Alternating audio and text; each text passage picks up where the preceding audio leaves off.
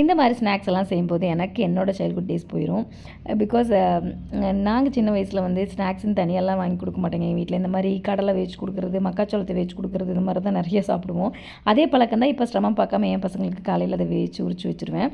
ஏன்னா பெரியவனுக்கு வந்து ரொம்ப ஸ்நாக்ஸ் டைம் கம்மி, அதனால் அதை உரிச்செல்லாம் சாப்பிட்ருக்க முடியாது. அதனால் உரிச்சே வச்சிட்டோம்னா அவன் ஈஸியாக எடுத்து சாப்பிட்ருவான். அவனுக்கும் அது ரொம்ப பிடிக்கும்.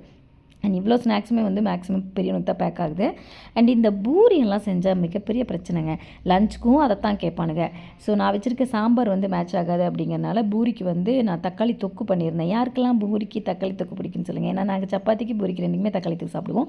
இது வந்து பெரியவனுக்கு கொய்யாக்காய், சின்னவனுக்கு பழம். பெரியவன் கொய்யா பழம் சாப்பிட மாட்டான், சின்னவன் கொய்யா காய் சாப்பிட மாட்டான். எப்படின்னு பாருங்கள்.